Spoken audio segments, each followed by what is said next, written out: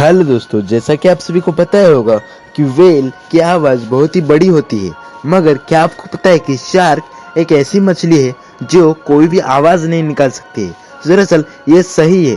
यहाँ एक शार्क सामान्य नियम के रूप में वे आवाज़ नहीं कर सकते हैं। शार्क की 400 से 500 प्रजातियों में से किसी को भी ऐसा अंग नहीं मिला है जो ध्वनि बनाने में सक्षम हो। तो अगर आपको मेरा वीडियो अच्छा लगा और अगर आपको ऐसे नॉलेजेबल फैक्ट वीडियो चाहिए तो मेरे चैनल को लाइक शेयर सब्सक्राइब करना ना भूलें।